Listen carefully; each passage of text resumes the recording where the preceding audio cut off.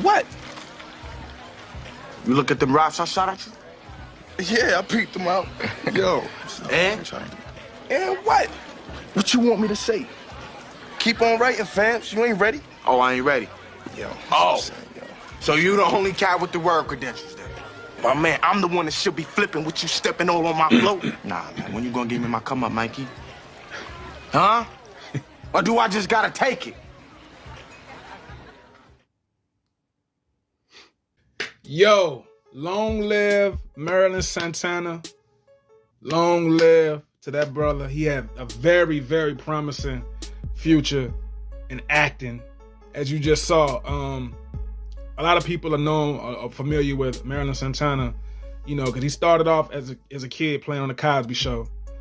And as he got older, like the years, the next show that he was in that was like known worldwide, I would say at least for, you know, black folks knowing, is the Steve Harvey Show, where he played Romeo Santana.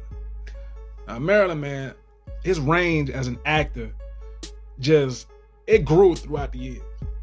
Because when you become a child actor, a lot of child actors aren't promising to grow up and, you know, still develop and still get better and better as an actor or actress, you know, but Merlin was special because he really took his craft serious. And as a kid, when I was watching the Steve Harvey Show, and I used to always see him, you know, playing as Romeo, I would pay attention to, you know, different ways on how his character took the range from each episode, how the range just kept, like, you know, increasing and just kept going up from that point, from each episode that I saw him in. And I also seen him in another movie after, you know, he did the Steve Harvey Show, and after that season, after all those seasons was over and the Steve Harvey Show was no longer making new episodes, because Steve Harvey Show lasted I think they probably had a good 4 or 5 seasons.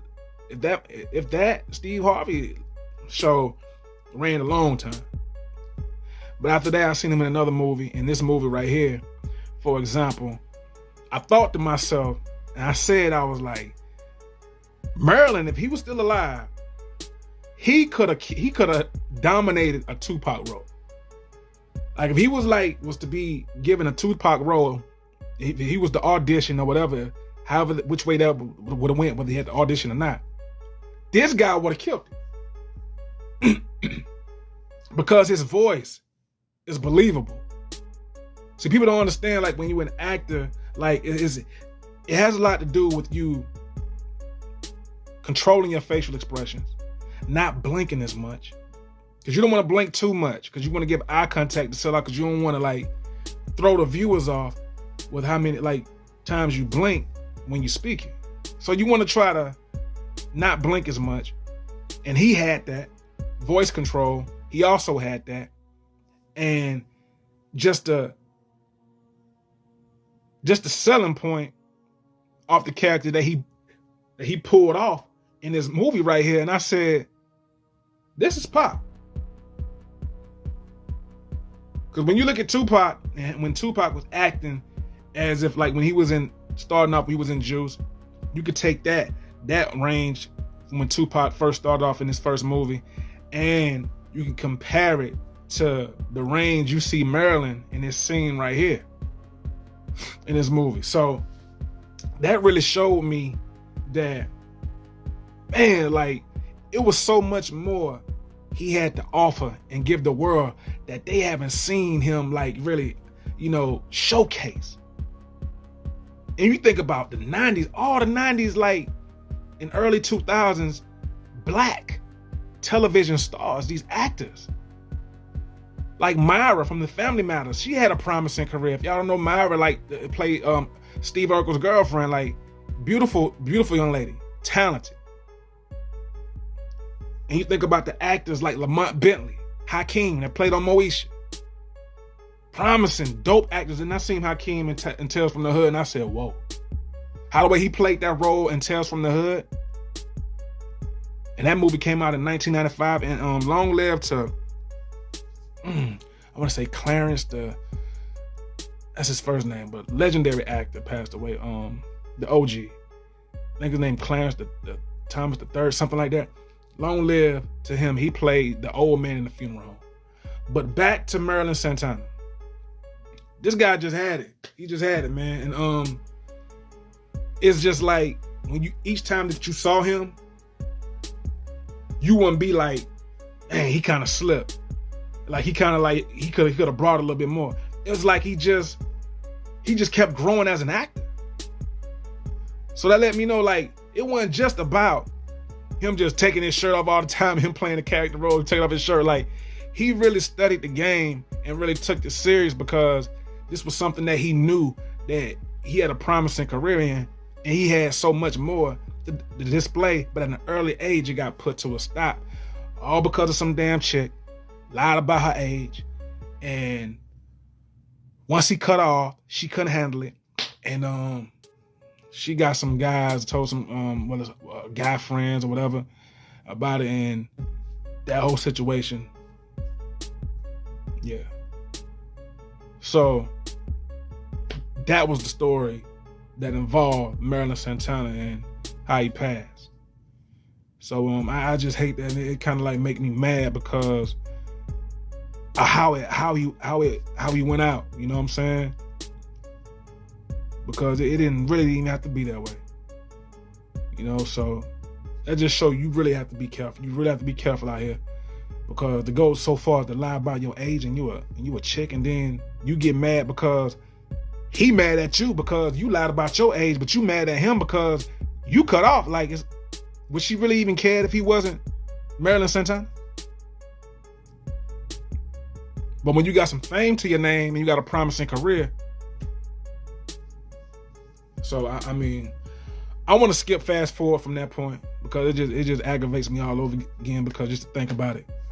But when I go back to these TV shows and then later on in Merlin's career, after he was like, you know, in the Steve Harvey show, when I saw the movies that he was in, and I saw a brother that really like was passionate. You know, it wasn't like he was just reading lines. You know, you see acting, and he was like, it's really not no acting towards it. Just like it just look like they're reading a line, but it's not. You don't see really acting put behind it. That wasn't him. Just like when you saw Tupac Shakur, when you saw him acting, whether it was in Gridlock or Bullet, I want to say Bullet, Gridlock, and it was another one where he played a cop. I want to say, it ain't no Bulletproof, but he was playing a cop along with this other white guy, and then I looked at that and I looked at Juice and I was like, man, Pac just kept getting better. Like throughout different projects and films that he was in, he just kept getting better. And I like the fact that whoever that Pac's agent was, he put him in these movies that weren't blockbusters, but people were gonna see it because Tupac was in it. And it was to showcase off his skill set. And just like when you see Merlin Santana, when you see him come from the Cosby Show to the Steve Harvey Show, you saw the range and the growth from him as a kid actor to a teenage actor.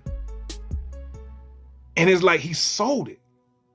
You have to sell it. You have to sell the art within the words. You have to speak them into existence as if you are in that character and you understand this character.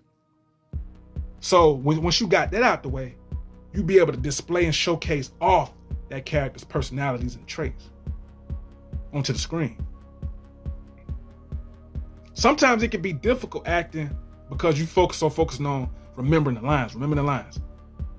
But if you have to just take your mind out of just remembering the lines and just put yourself inside of the life of that character that you're portraying, right?